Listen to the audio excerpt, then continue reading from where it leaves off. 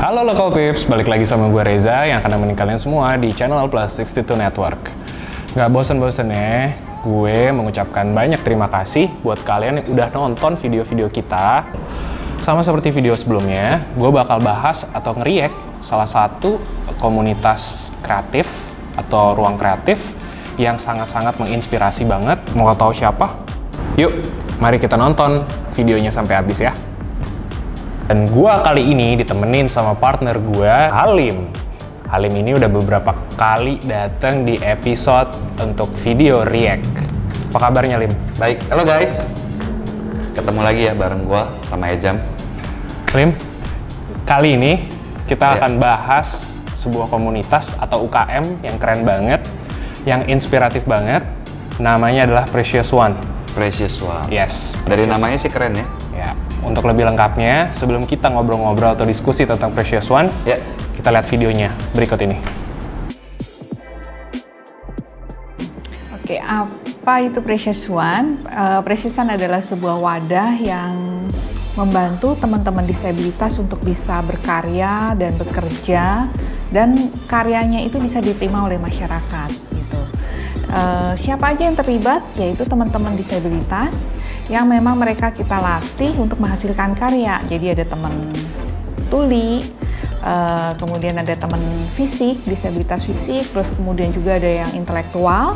Nah, Lim, tadi kan lo udah lihat nih cuplikan video dari Precious One. Keren banget kan, inspiratif, orang-orangnya juga gokil-gokil banget gitu ya. Mereka ini kan sebuah komunitas atau bisa dibilang ruang kreatif ya. Nah, mereka tuh ngelibatin teman-teman tuli untuk ikutan proses kreatif atau produksi kreatifnya nih, gitu kan. Nah, menurut lu nih, apa yang bisa dikembangkan dari ruang kreatif ini, Precious One? Kemudian kita bisa bantu apa nih? Jadi sebenarnya gini ya, Jam. Kalau kita perhatiin ya, sebenarnya mereka ini sudah melakukan standar komunitas yang baik. Kenapa? Mereka merangkul orang-orang ini, kawan-kawan tuli kita, untuk mereka waktu berkarya, mereka itu udah tahu nextnya gue mau jual kemana, atau ini seenggaknya dijadikan sesuatu yang bisa menguntungkan kawan-kawan kita gitu loh. Contoh misalkan ini yang kayak gini nih, boneka-bonekaan ini, jujur ya waktu gue lihat, gue nggak ini tuh dari kertas, gue kira tuh kayak semacam lilin wax. Ini kan ada dulu ya Play-Doh kan bisa dibuat seperti ini gitu, dikerasin jadi boneka-boneka. Tapi setelah gue lihat secara detail, ternyata memang dari kertas yang kayak di pelintir gitu ya, untuk jadi satu buah boneka.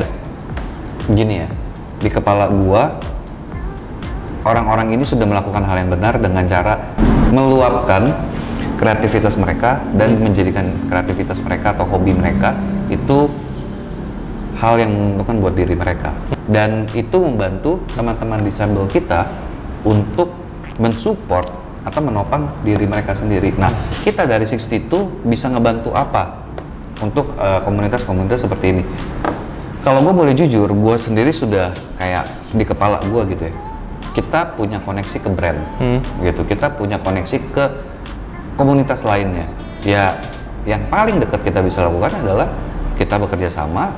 Gimana caranya komunitas-komunitas atau teman-teman disable kita ini kita tempelkan atau kita kawinkan dengan brand gitu. Karena menurut gue apa yang mereka lakukan ini sebenarnya sangat-sangat sangat-sangat unik, dan sayang aja kalau misalkan brand-brand itu nggak tap in ke sini gitu. Menurut gue sih kayak gitu, Jam, karena itu yang paling deket gitu. Jadi memang kita bisa bantu untuk memperbanyak mereka kolaborasi dengan brand-brand, ya, kemudian dengan komunitas lain pun juga. Kita lihat video berikut ini ya.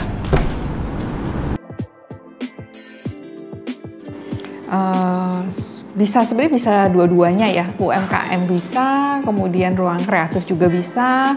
Kenapa? Karena kalau UMKM ya memang kami bergerak di usaha gitu ya, usaha yang memang dihasilkan oleh teman-teman disabilitas. Nah, ke ruang kreatif ya karena memang hampir semua sekarang ini teman disabilitas yang punya karya, punya keahlian bisa bermitra dengan kami gitu. Artinya begitu banyak variasi yang dihasilkan di Precious One. Oke Lim, setelah tadi lihat video sebelumnya, Precious One ini kan bisa dibilang ruang kreatif ya, bahkan UMKM lah bisa dibilang gitu. Nah, gue mau tahu pendapat lo nih, se-fleksibel apa sih community network itu? Karena kan yang ada non-profit dan ada pula yang menghasilkan profit nih, gitu kan. Sebenarnya gini, kalau ditanya komunitas itu se-fleksibel apa? Nih ya, correct me if I'm wrong. Tapi yang gue tahu, segala atau semua komunitas sebenarnya itu bisa dibilang UMKM. Tapi balik lagi, komunitasnya ini mau mengambil profit atau enggak. Let's say ya, contoh komunitas sepeda, bapak-bapak isinya pesepeda semua. Mereka nggak punya pemikiran untuk komunitas ini mau jadikan apa gitu loh. Tapi sebenarnya kenapa gue bisa bilang ini menjadi sebuah sarana atau menjadi sebuah UMKM?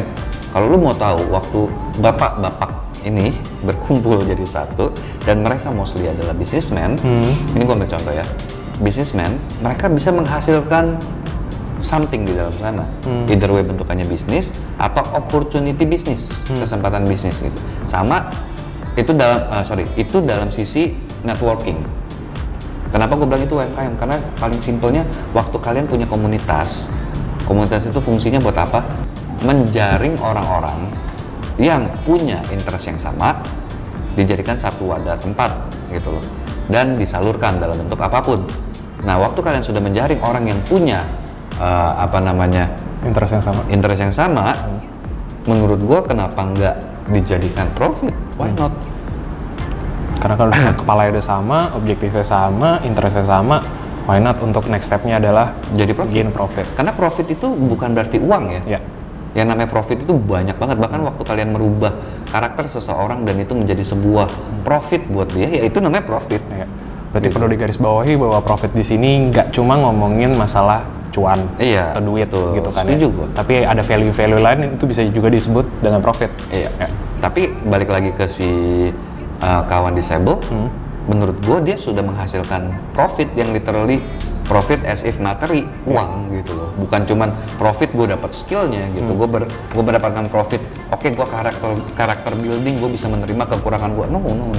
Tapi dia benar-benar bisa menghasilkan uang dan karakter building, dia bisa menerima diri dia. Gue rasa ini sangat salah satu komunitas yang gue lihat sangat-sangat produktif dan keren ya. Gue pun juga appreciate dengan Precious One. Kenapa? Karena dari gue bisa bilang teman-teman tuh ini ada keterbatasan ya, tapi mereka tetap mau atau drive-nya tuh besar untuk berkarya ya. Terus kemudian dari sisi karyanya mereka pun juga ya lu bisa lihat lah di sini barang-barangnya.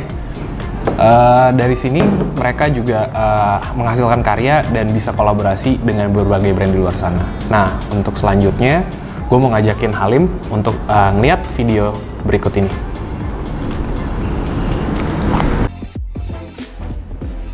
Oh ya, kalau komunikasi dengan teman tuli itu kan sebenarnya banyak, ada beberapa bahasa ya, bahasa komunikasi yang kita bisa pakai. Yang pertama adalah bahasa tubuh gitu ya. Yang kedua ekspresi gitu. Yang ketiga tulisan gitu ya, kita nulis. Yang keempat bahasa isyarat, bahasa tangan. Jadi semua hal yang kita bisa pakai untuk menjelaskan kepada teman tuli, itulah yang disebut komunikasi. Oke, Lim, dari video barusan gue dapet insight menarik banget nih mengenai Precious One gitu. Nah, selama ini kita taunya untuk berkomunikasi itu kan cuma menggunakan bahasa isyarat ya. Ya kan? Nah, itu salah satunya adalah ya karena mungkin kita termasuk gue mungkin tidak teredukasi dengan baik bahwa ada bahasa-bahasa lain untuk kita bisa berkomunikasi. Poin keduanya mungkin ya stereotyping di luar sana, dari sisi apa namanya mindsetnya juga bahwa lu takut untuk berkomunikasi dengan teman-teman disabilitas. Tapi ternyata dari video tadi itu banyak banget alternatifnya. Nah, dari sisi lo atau dari point of view lo, tanggapan lo untuk komunikasi dengan teman-teman disabilitas itu gimana nih? Jadi sebenarnya gini ya, kalau dari ini logik banget. Kalau kalian ketemu atau bekerja dengan orang yang disable, kalian harus tahu dia disable-nya apa, logiknya. Kalau gue sih, gue mungkin nggak tahu sampai body language atau emotional language, dia bisa nangkep. Gue baru tahu tadi gitu. Tapi logikanya gue adalah waktu gue tahu dia tuli, gitu ya. Kawan-kawan tuli kita ini adalah tuli, actually-nya tuli. It doesn't mean mereka buta. Waktu mereka tuli, bukan berarti mereka buta. Kecuali mereka tuli dan buta. Kalau mereka tidak buta, ya yang gue bisa lakukan paling simpel adalah ditulis, gitu loh. Kalau lu nggak bisa ditulis, lu mau gimana? Mungkin pakai language dengan cara apa? Tunjuk. Sama seperti kita juga. Misalnya contoh, Jam, tolong dong ambilin gua air. Ditunjuk aja, tapi kayak mereka harusnya jauh lebih peka daripada kita, karena waktu kita belajar bahasa kata-kata, mereka belajar dengan simbolik, gerakan tubuh gitu ya. Makanya that's why tadi ada kayak body language, ada ekspresi atau emotional language gitu ya. Tapi menurut gua orang-orang yang di luar sana atau kalian-kalian yang di luar sana yang punya usaha gitu ya, baik dalam bentuk apapun dan pengen bekerja sama dengan orang-orang disable, jangan pernah menjadikan bahasa atau komunikasi itu sebagai barrier ya. That's why jangan pernah ngebatasin diri kalian dengan bilang susah berkomunikasi. Bahkan banyak hal-hal yang kita lakukan itu, kalau di-compare sama mereka ini, kawan-kawan kita ini ya, kawan-kawan disable kita ini ya, mereka jauh lebih hebat. Mereka jauh punya sense of surviving. Kalau mereka nggak berusaha, they cannot survive. Jadi di kepala gua, jangan pernah menganggap orang disable itu tidak bisa bekerja di dunia yang sama seperti kita. Ya, itu nggak boleh. Oke, Lim. Ya. Gimana, Jam? Kita sangat-sangat perlu untuk mengapresiasi karya-karya yang sudah dibuat sama teman-teman dari Precious One ini nih. Sebagai ruang kreatif dan UKM, mereka berhasil mewadahi dan memberdayakan teman-teman disabilitas untuk punya tempat sehingga mereka tuh aktif berkarya gitu ya. Iya, dia nyiapin wadahnya lah ya. Betul, dia nggak sekedar wadah, tapi mereka bimbing juga gitu kan. Betul. Pasti di dalam situ juga mereka gimana caranya ngebangun kepercayaan diri lah, udah pasti. Terus habis itu aksesnya gitu kan. Terus pertanyaan terakhir dari gue nih, menyangkut Precious One atau komunitas teman-teman dari Precious One. Ada nggak sih pesan-pesan dari lo buat local peeps di luar sana mengenai hal ini? Pesan gue cuma satu sih, kayak siapapun lu dan apapun keadaan hidup lu, jangan pernah stop doing whatever you love. Gitu. Kalau lu udah stop melakukan apa yang lu suka gitu, ya lu akan stuck posisi lu di mana. Jadi coba cari tahu apa yang kalian suka and keep doing whatever you love. Gitu. Pesan gue cuma sesimpel itu aja, jangan pernah berhenti melakukan apa yang kalian suka gitu.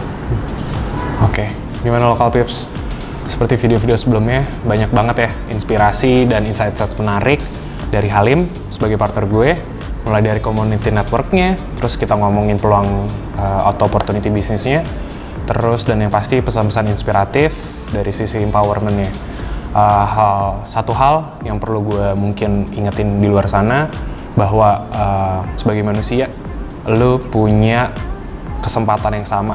Ini sudah ada buktinya, ini sudah ada karyanya, dan sudah ada wadahnya gitu. Terima kasih buat Halim sudah berkesempatan hadir di episode kali ini. Thank you. Kita bahas mengenai Precious One dan karya-karyanya mereka.